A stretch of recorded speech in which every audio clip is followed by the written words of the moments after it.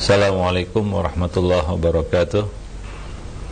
Alhamdulillah, nahmaduhu wa nasta'inuhu wa nastaghfiruh wa na'udzu billahi min syururi anfusina wa sayyiati a'malina. May yahdihillahu fala mudhillalah wa may yudlil fala hadiyalah. Asyhadu an la ilaha illallah wahdahu la syarikalah wa asyhadu anna Muhammadan abduhu wa rasuluh la nabiyya ba'dah wa ba'd. Para pemerhati roja, kaum muslimin dan muslimat rahimani wa rahimakumullah. Pertama, kita bersyukur kepada Allah Subhanahu wa taala pada kesempatan siang ini kita dapat bertemu kembali. Masih melanjutkan buku Talbis Iblis. Kita bersyukur kepada Allah atas segala nikmat dan karunia yang Allah berikan kepada kita. Dan tidak lupa juga kita menjadikan salawat dan salam atas Nabi kita Muhammad sallallahu alaihi wasallam, untuk keluarga beliau, sahabat-sahabat beliau dan umat beliau sampai hari kemudian. Para pemerhati roja, kaum muslimin dan muslimat rahimani wa rahimakumullah. Kita telah membahas talbis iblis terhadap para fuqaha, ya, bahwa salah satu ya di antara talbis iblis ya terhadap manusia adalah talbis mereka terhadap orang-orang yang berilmu. Dalam hal ini tidak ada yang dilepas oleh iblis, baik yang berilmu maupun dari kalangan awam. Sebelumnya kita bahas talbis iblis terhadap ahli hadis, ahli fikih, ya, orang-orang yang notabene adalah orang yang terpelajar, orang yang berilmu. Nah, berikut ini lanjutan dari bab ini adalah talbis iblis terhadap para penceramah, pemberi nasihat, penutur kisah. Ya. Nah, pada awalnya, pada masa lalu ataupun di awal-awal masa-masa Islam, yang menjadi pemberi nasihat ataupun yang berbicara di depan manusia adalah para ulama dan ahli ilmu. Namun seiring dengan berjalannya waktu, peran ini kemudian diambil alih oleh orang-orang jahil. Mereka berani mengambil alih tugas ini, sehingga mereka yang memiliki kedudukan tidak mau lagi hadir di majelis-majelis seperti ini. Ya. Maka muncullah para qusas, para penceramah ataupun penutur kisah, ya. Yang mana mereka bukanlah orang-orang yang berilmu. Dan majelisnya juga bukan majelis ilmu, tapi majelis nasihat. Ya, majelis-majelis ya mungkin yang menuturkan di dalamnya kisah-kisah. Nah, dan para penceramah pemberi nasihat ini tidak membekali diri mereka dengan ilmu syar'i.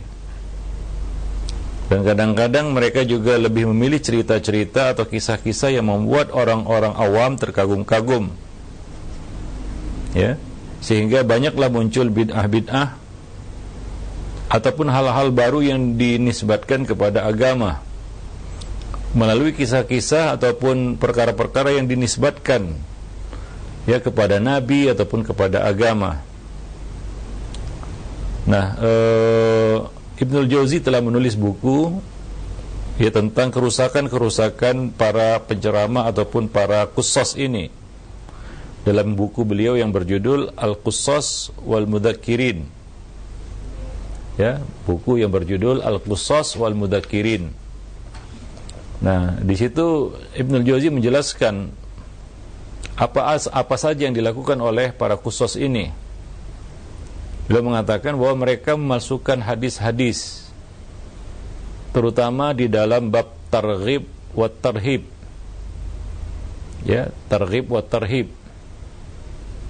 Iblis membuat talbis atas mereka sehingga mereka mengatakan bahwa kami bermaksud memberi anjuran kepada manusia untuk melakukan kebaikan dan mencegah mereka dari keburukan. Lalu mereka membuat-buat kisah yang mungkin ini akan menarik hati, menarik perhatian khususnya orang-orang awam. Kadang-kadang kisah-kisah itu menyentuh, akan tetapi sebenarnya itu bukanlah kisah yang sah dinisbatkan kepada Nabi, atau mungkin kisah-kisah yang tidak ada asal-usulnya, atau mungkin karangan mereka sendiri. Dan kadang-kadang ini dinisbatkan kepada agama dan manusia menganggapnya sebagai suatu bagian dari agama. Sebagai contoh kisah Sa'labah yang mungkin sangat populer, yang ternyata hadisnya tidak sah dinisbatkan kepada Nabi SAW. Tidak ada asal-usulnya. Dan bahkan kisah-kisah seperti itu tercantum dalam buku-buku tafsir, misalnya tafsir Ibnu Katsir. Ya. Nah, demikian ya masuknya hal-hal yang kadang-kadang tidak sah dinisbatkan kepada syariat. Ya, ketika bermunculannya para khusus ini.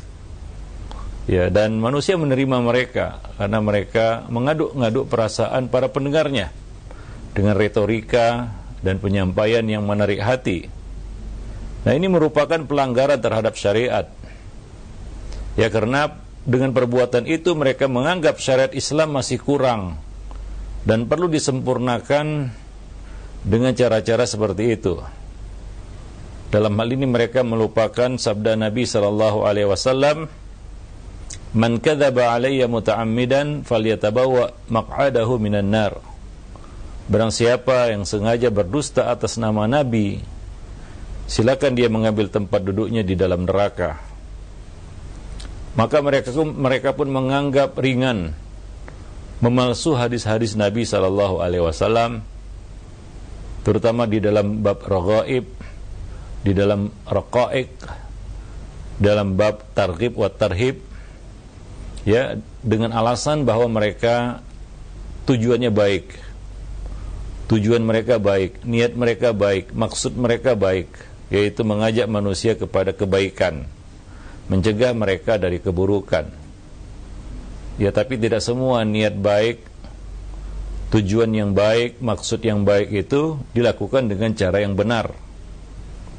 Ya, nah di sini mereka tidak menempuh cara yang benar ya di dalam memberikan nasihat kepada manusia. Memang benar ada perintah untuk saling menasihati. Wa tawasaw bil haqqi wa tawasaw bis sabri wa tawasaw bil marhamati, dan merupakan salah satu hak muslim atas muslim yang lainnya adalah nasihat. At-tanasuh ini merupakan bagian dari agama, bahkan itu adalah agama ad-dinun nasiha. Akan tetapi bukan berarti ya kita bebas melakukan dengan cara apapun menyampaikan nasihat. Pertama tentunya nasihat itu harus benar. Ya, yang kedua disampaikan dengan cara yang benar pula. Konten nasihat itu harus benar. Ya, bukan suatu yang palsu ataupun suatu yang tidak benar ataupun mungkar atau batil. Ya, maka perlu ilmu di situ. Ya, sehingga kita tidak jatuh dalam kebatilan sementara kita mengiranya sebagai suatu kebenaran. Nah, demikian. Jadi di sini mereka melupakan hadis Nabi tadi bahwa berdusta atas nama Nabi bukanlah seperti berdusta atas nama orang lain. Ya, al-kadzibu alai laisa kadzibi ala ahadin minan nas. Berdusta atas nama Nabi tidak seperti berdusta atas nama manusia yang lain. Man qala alayya ma lam aqul falyalijin nar. Barang siapa yang berkata, berbicara atas namaku yang tidak aku katakan, maka silakan dia masuk neraka. Nah, demikian. Dan banyak lagi hadis-hadis yang berisi ancaman terhadap orang-orang yang mengada-ngadakan dusta atas nama Nabi SAW. Nah, demikian. Nah, di antara talbis iblis lainnya adalah mereka sengaja mencari-cari kalimat yang bisa memotivasi jiwa, bisa menggairahkan hati. Ya, mereka buat berbagai seni berbicara atau retorika. Dan kadang-kadang mereka menyisipinya dengan mendendangkan syair-syair yang bercerita ya tentang hati ataupun cinta. Nah, iblis memperdaya mereka hingga mereka berkata, maksud kami tidak lain ingin menasihati agar cinta kepada Allah. Ya. Nah, maka kadang-kadang mereka lebih suka ya membacakan syair-syair ataupun syair ya daripada ayat-ayat Al-Qur'an. Ya, atau hadis-hadis Nabi yang sudah jelas. Ya, dan mereka katakan maksud cinta di dalam syair-syair cinta tadi adalah cinta kepada Allah. Padahal sebenarnya syair itu ditujukan kepada dalam konteks cinta mencintai seorang wanita. Syair-syair Ghazal adalah syair-syair cinta yang memang ditulis untuk memuja wanita ataupun mengungkapkan cinta kepada wanita ataupun lawan jenis, kepada kekasihnya atau orang yang dicintainya. Lalu mereka membuat talbis dengan mengatakan bahwa yang dimaksud di dalam syair-syair itu bukanlah kekasih ataupun wanita yang dicintai ataupun kekasih yang dicintai, tapi maksudnya adalah cinta kepada Allah Subhanahu wa taala. Nah, ini salah satu talbis iblis ya terhadap para qusas ataupun tukang cerita ataupun orang-orang yang menyampaikan nasihat-nasihat ya. Nah, demikian. Nah, padahal kebanyakan yang datang ke majelis mereka adalah orang-orang awam yang hati mereka syarat dengan ya kita katakan kejahilan dan nafsu. Mereka tidak bisa membedakan yang baik dan yang buruk dan yang baik. Ya, nah oleh karena itu mereka pun tersesat dan menyesatkan. Ya, para penceramah ini tersesat dan mereka menyesatkan orang-orang yang mendengarnya. Nah, demikian. Ya. Jadi mungkin pada hari ini kita lihat ya banyak orang-orang yang tidak punya latar belakang ilmu sebenarnya, dan riwayat menuntut ilmunya juga sebenarnya tidak ada, bahkan mungkin dia berasal dari jalur pendidikan yang lain, bukan jalur agama, dan tidak pernah memang belajar agama. Modalnya hanyalah kepintaran berretorika, ya, kepintaran mengolah kata, ya. Nah, kemudian mereka muncul sebagai sosok penceramah ataupun sekarang disebut juru dakwah ataupun dai. Dan tentunya materi atau konten yang mereka sampaikan adalah nasihat-nasihat motivasi-motivasi belaka yang kosong dari ya kita katakan sisi ilmiah ataupun kita katakan perkara-perkara yang ya didukung dengan kaedah-kaedah dan dalil syar'i, ya, semata-mata untuk mengambil perhatian ataupun mengambil hati para pendengar, ya, membuat misalnya para pendengarnya menangis, ya, menjadi hanyut, ya, tak terhanyut di dalam kisah yang mereka sampaikan, atau puisi-puisi ataupun syair-syair yang mereka bacakan. Hanya sekedar itu isinya. Dan mereka tidak berbicara agama karena memang mereka tidak punya latar belakang ilmu agama, ya, mungkin dari kalangan yang lain, ya, yang tidak ada sangkut pautnya dengan agama. Lalu mereka bicara agama mungkin awal 1-2 patah kata, kemudian selanjutnya itu tidak ada sama sekali yang berkaitan dengan agama. Ya, selanjutnya pembicaraannya tidak ada yang berkaitan dengan agama. Ya, dan lebih parah lagi ketika mereka berbicara tentang agama. Kadang-kadang orang-orang seperti ini karena dianggap ulama atau disebut ulama, mereka ditanya. Dan bukan ya kita katakan hak mereka untuk berbicara. Ya, bukan hak mereka juga untuk menjelaskan. Sehingga muncullah perkara-perkara yang menyimpang ya di dalam agama. Nah, demikian. Ya, munculnya bid'ah salah satunya adalah dari para qusas.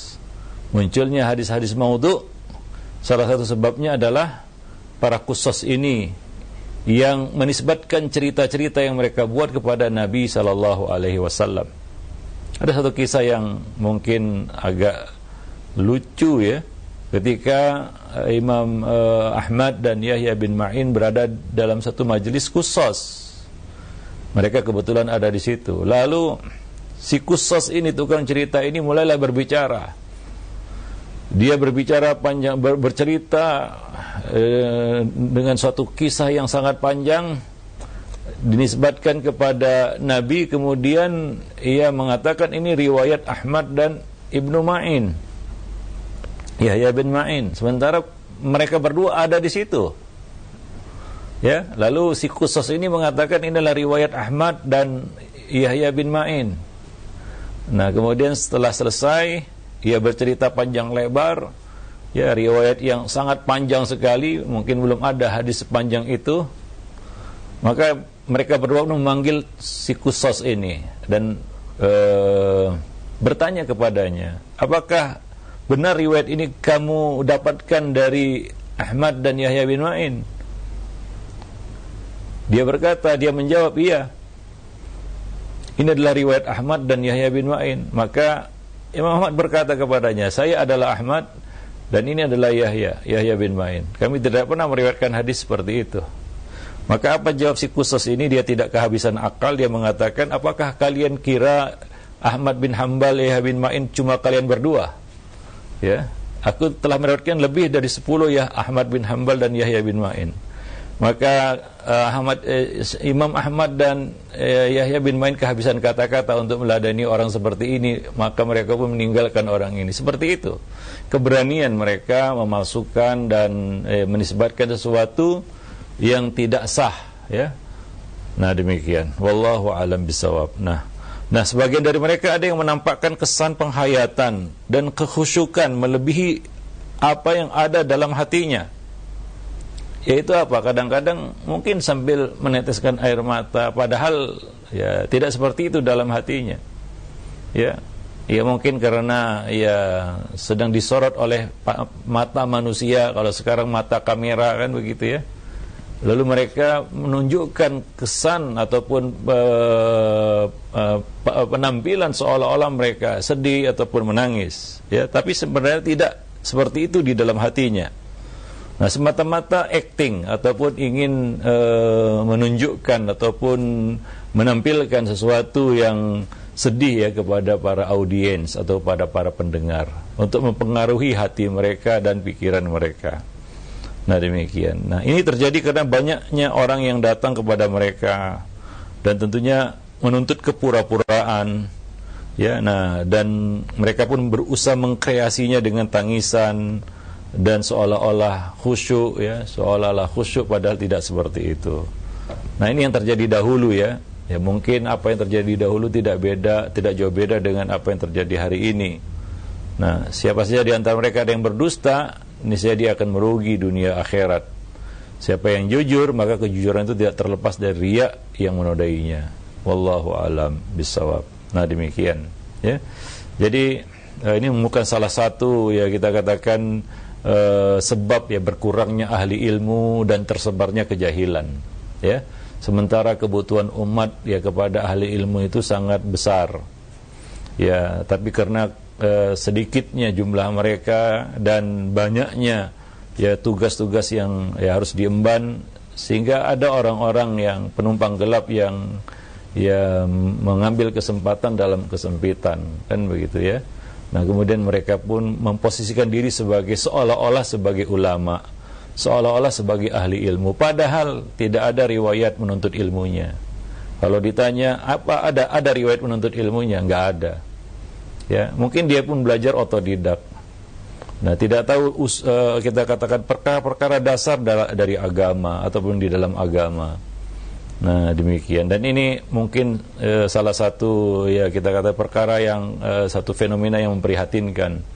Nah, kalaulah itu terjadi dahulu ya, di mana para ulama boleh dikatakan banyak, dan itu sudah terjadi pada masanya Imam Ahmad, para khusus ini, bagaimana sekarang ya, bagaimana dengan hari ini begitu ya, yang kita tahu bahwa ya, ulama itu adalah suatu yang sangat sedikit ya. Ya, demikian ya, dibandingkan dengan ya pada masa dahulu ataupun pada zaman dahulu ya, para pemerhati roja kaum muslimin dan muslimat yang dimuliakan Allah. Wallahu a'lam bisawab. Dan kadang-kadang ini ya dibumbui dengan motivasi mencari rezeki, karena mereka mendapatkan rezeki dari situ.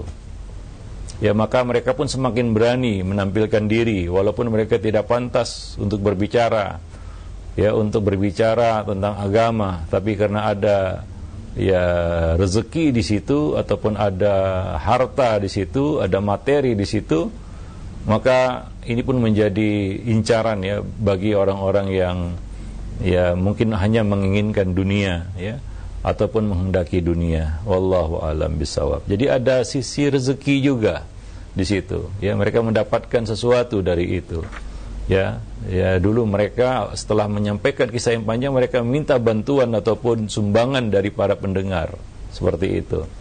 Nah, dan ini menjadi satu kebiasaan, dan akhirnya ya bermunculanlah ya orang-orang seperti mereka.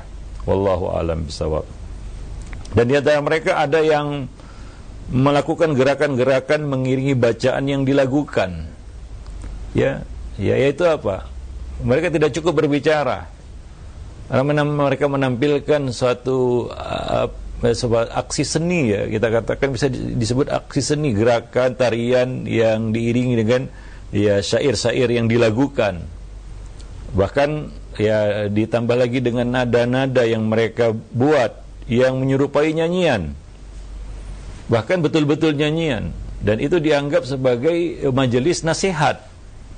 Ya, majelis nasihat, ya, melembutkan hati, ya, atau motivasi dan sejenisnya, ya. Nah demikian, sehingga mungkin lebih layak dikatakan ini adalah perkara yang haram, kata Ibnul Jauzi ini, daripada dihukumi makruh, ya.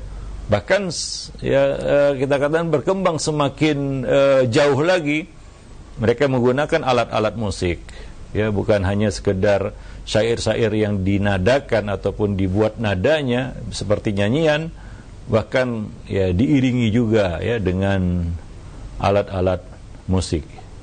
Mungkin ini nggak jauh berbeda dengan kita katakan pergeseran ya yang terjadi di ataupun penyimpangan yang terjadi di agama-agama terdahulu, Nasrani misalnya, ya. Nah, kemudian masuklah alat-alat musik ke dalam tempat ibadah. Ya, wallahu alam bisawab. Nah, demikian. Taib.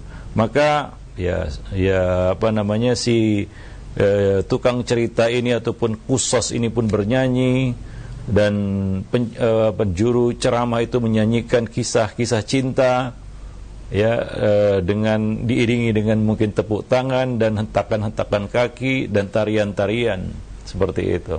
Goyangan-goyangan, gerakan-gerakan menyerupai tarian. Nah, itu pemandangan seperti ini ternyata ya ada juga hari ini ya, terjadi juga hari ini. Apa yang diceritakan oleh Ibnul Jauzi di sini ya, tentang orang-orang seperti ini ya, ternyata ada juga hari ini ya. Nah, seperti itu. Hal ini membuat ya kita katakan ya masyarakat awam tentunya ya lebih tertarik kepada tampilan ya nasihat seperti ini ya daripada ilmu. Ya, maka ini berakibat kosongnya majelis-majelis ilmu, majelis-majelis ulama, dan penuhnya majelis-majelis khusus. Karena orang awam banyak yang mendengarkan ilmu itu seperti mendengarkan lagu. Ya, dia dengar dulu bunyinya bagaimana. Kalau nggak enak bunyinya, maka dia cari yang lain. Ada yang mendengar ceramah itu atau datang ke majelis ilmu itu, dia lihat dulu, dia dengar dulu. Ini sikit-sikit bid'ah, sikit-sikit haram, ini sikit-sikit nggak boleh, ini dilarang, itu dilarang. Wah, ini nggak enak bunyinya. Maka dia pun pergi, dia cari yang enak bunyinya begitu ya, yang enak di telinga begitu. Wah, ini boleh, semua boleh, nggak ada yang nggak boleh. Ya, ini bebas, ya, nggak terkekang. Maka wah, ini yang benar ini. Nah, seperti itu. Nah, ya wajar ya, kalau ya majelis-majelis seperti ini lebih digandrungi oleh orang-orang awam. Ya, Apalagi memang tujuan mereka bukan ilmu. Tujuan mereka adalah untuk mengusir kepenatan setelah ya mungkin sibuk memikirkan dunia. Maka untuk belajar agama mereka pilih hal-hal yang seperti ini. Ya, majelis-majelis seperti ini yang itu tidak memberatkan hati mereka, tidak memusingkan pikiran mereka. Ya, lebih nyaman, lebih merasa ya nyaman dengan hal-hal seperti ini. Ya, maka orang-orang awam ini pun mengatakan, majelis ini adalah majelis yang bagus. Ya, maksudnya apa? Ini tidak memberatkan jiwa mereka. Ya, padahal itu ya jelas hal-hal seperti ini mengotori jiwa mereka. Ya, mereka tidak mengetahuinya, tidak menyadarinya. Nah, demikian. Wallahu a'lam bissawab. Nah, di antara mereka juga ada yang melakukan seperti yang disebutkan di atas, namun dengan mendedangkan syair-syair ratapan terhadap orang-orang yang sudah mati. Tujuannya menggambarkan ujian yang telah dialami, untuk menyinggung untuk mengingat-ingat atau mengenang orang-orang yang mati, ya, sehingga membuat kesedihan, tangisan. Itu yang mereka inginkan di sini. Ya, sebagian majelis para khusus ini ya berkebalikan dari yang tadi yang menunjukkan kegembiraan ataupun satu yang membuai hati ya dengan nyanyian-nyanyian, tepukan-tepukan dan syair-syair yang dinadakan. Nah, berkebalikan dari itu ada juga majelis para khusus yang isinya itu seperti ratapan, meratapi orang-orang yang sudah mati, membangkitkan kesedihan untuk memancing keluarnya air mata dari para hadirin, supaya hadirin menangis, supaya hadirin menitikkan air mata. Maka dibuatlah seperti majelis ratapan kematian. Ya. Nah, untuk mendorong agar bersedih. Ya. Nah, ini sebenarnya juga tidak benar secara syar'i ya, karena kita tidak boleh tasdidul husni, mengulang-ulang kesedihan.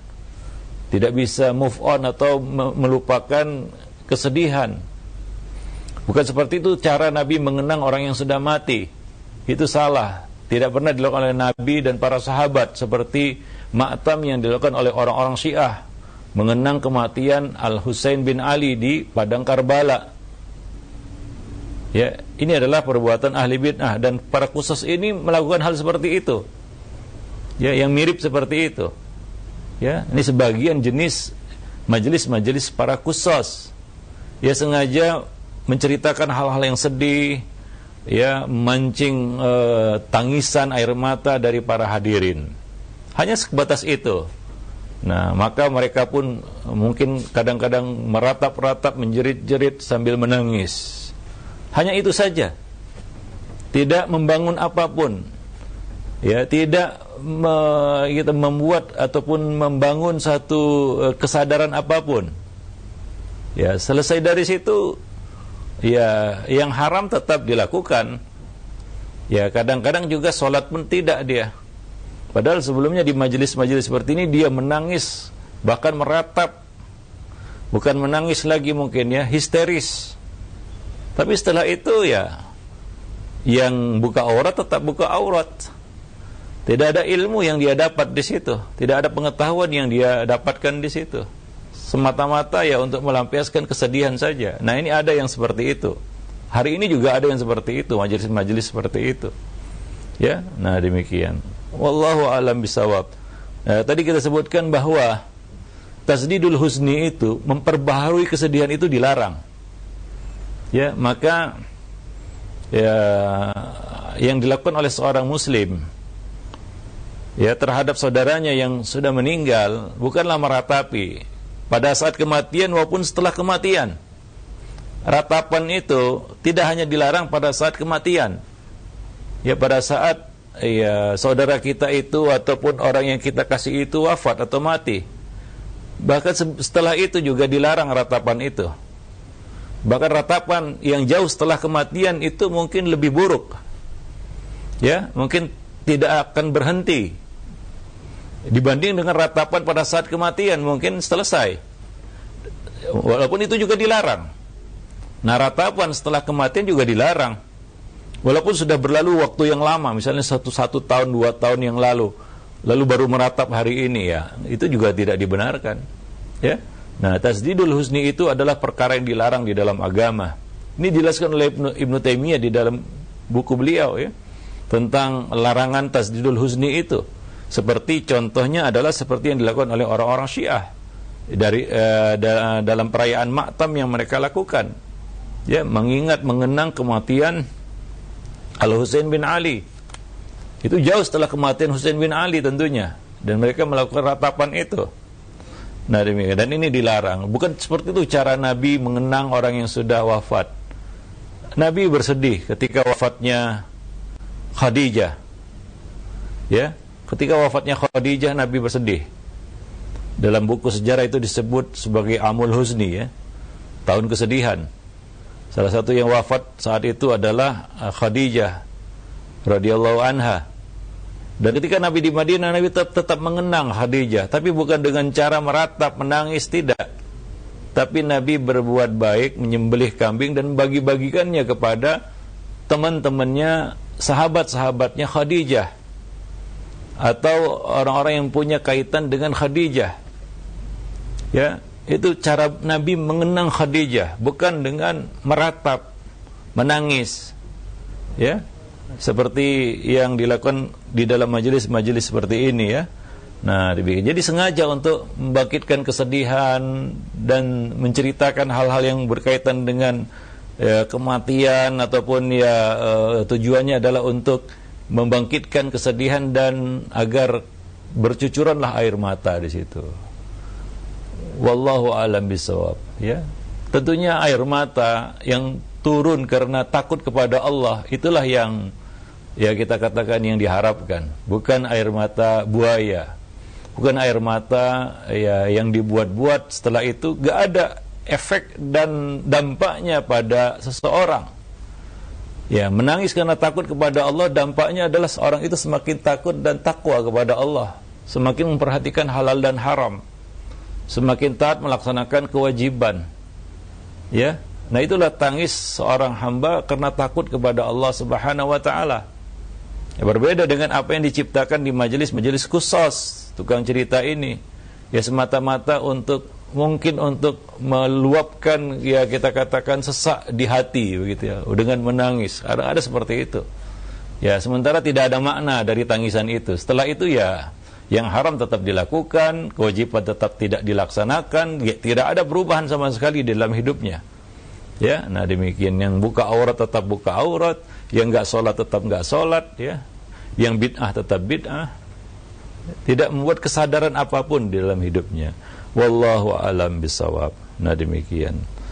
Baik, mungkin ini yang bisa kita sampaikan dalam kesempatan, ya, siang ini, mudah-mudahan bermanfaat. Nanti kita akan lanjutkan lagi, masih berkaitan dengan talbis iblis terhadap para qusas, penutur kisah, dan para penceramah, ya. Nah demikian. Wallahu a'lam bishawab. Baik. Jazakallahu khairan, barakallahu fikum Ustaz, atas penyampaian materi yang sangat bermanfaat sekali di kesempatan ini. Ikhwat Islam wajazakumullah, silakan bagi Anda yang ingin bertanya dapat mengirimkan pertanyaan melalui pesan singkat di 0819896543. Pertanyaan pertama dari hamba Allah. Assalamualaikum warahmatullahi wabarakatuh. Ustaz, apakah seseorang dianjurkan untuk mempersiapkan kafan sebelum kematian ataukah tidak, dengan tujuan lebih mengingat kematian? Mohon nasihatnya Ustaz. Syukran. Ya, tidak mengapa, ya, mempersiapkan itu, ya, seperti mempersiapkan wasiat, ya, dan seperti itu juga, ya, kafan dan sejenisnya untuk mengingat kematian, itu tidak jadi masalah, ya, tidak mengapa. Ya, tapi ya bukan sekedar seremonial, ya. Artinya, ya, disiapkan tapi tidak memberikan dampak sama sekali, ya, tidak menumbuhkan rasa takut kepada Allah Subhanahu wa taala. Ya, karena dulu, ya, seperti Abdullah bin Umar setiap malam menulis wasiat, ya, untuk ahli warisnya, seolah-olah ya beliau akan pergi kan begitu ya. Nah, ini untuk mengingat kematian, salah satunya itu menulis wasiat dan ya mempersiapkan kain untuk ya, membalut jasad kita setelah mati kan begitu ya. Itu satu yang nggak menjadi masalah sebenarnya. Tapi memang tujuannya untuk itu ya, bukan untuk yang lainnya ya, untuk ingat kematian. Wallahu a'lam bishawab. Nah, jazakallah khairan Ustaz atas jawaban yang disampaikan, semoga bermanfaat untuk penanya. Masih pertanyaan melalui pesan singkat kembali dari beberapa penanya, di antaranya dari hamba Allah. Assalamualaikum warahmatullahi wabarakatuh Ustaz. Bagaimana apabila seorang penceramah diberikan imbalan berupa materi, apakah hukumnya Ustaz boleh diambil ataukah tidak? Syukran. Ya, apabila itu menjadi syarat ya, dia menjadi syarat dan menjadi satu yang harus ya, dan diminta bahkan dipasang tarifnya kan begitu ya. Nah, itu yang tidak dibenarkan ya, itu tidak ataupun si penceramah tidak boleh mengharapkan ya, mengharapkan itu apalagi meminta kan begitu ya. Ya. Nah, demikian. Kalau sekedar ju'lah ya, sebagai ya mungkin ya pengganti ya,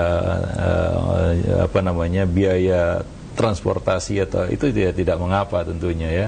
Tapi itu dijadikan sebagai satu tarif ya, atau suatu macam kita katakan keharusan ya. Nah, ya itu yang ya tidak dibenarkan ya, seperti itu. Apalagi dia memintanya kan begitu, menuntutnya dan tidak mau melakukan itu sebelum disepakati ya.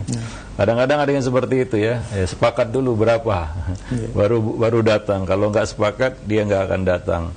Nah, ini yang tidak dibenarkan cara-cara seperti itu ya. Nah, demikian. Dan si penceramah juga pun seorang alim tidak boleh mengharapkan itu ya. Nah, demikian, sehingga wibawa ilmu tetap terjaga ya. Wallahu a'lam bishawab. Nah, demikian. Baik. Syukur Ustaz, jazakallahu khairan atas jawabannya, semoga bermanfaat untuk penanya.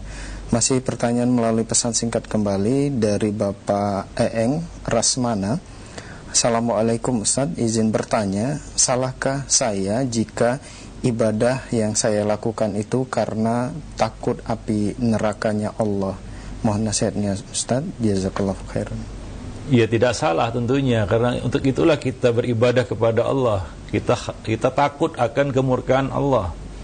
Api neraka itu hakikatnya adalah tempat Allah menunjukkan murkanya ya pada hamba-hambanya yang berdosa ataupun yang durhaka. Maka wujud dari kemarahan Allah itu adalah Allah ciptakan api neraka itu. Bagaimana Allah menampakkan murkanya kepada hambanya ya, dengan api neraka itu. Maka kita takut api neraka ya, takut murka Allah Subhanahu wa taala. Itu hakikat takut kepada neraka. Takut murka Allah Subhanahu wa taala kepada diri kita ya. Jadi itu salah satu tujuan kita beribadah ya. Jadi itu tidak jadi masalah ya, karena sebagian orang tidak boleh beribadah itu dengan motivasi ataupun dengan tujuan ataupun dengan niat takut neraka ataupun berharap surga. Ya, surga itu adalah bentuk wujud ridho Allah. Ya, bagaimana Allah menunjukkan ridhonya ya kepada hambanya di akhirat? Ya, dengan surga. Maka kita pun berharap surga, berharap ridho Allah Subhanahu wa taala, dan itulah tujuan ibadah. Ya, nah demikian. Wallahu a'lam bishawab. Mendapatkan ridha Allah, selamat dari murka Allah Subhanahu wa taala. Karena di akhirat nanti ada dua tempat di mana Allah Subhanahu wa taala ya menjadikan satu tempat sebagai wujud dari ridhonya kepada hambanya, dan satu tempat lagi sebagai wujud murkanya ya, kemarahannya kepada hambanya. Itulah surga dan neraka. Nah demikian. Wallahu a'lam bishawab.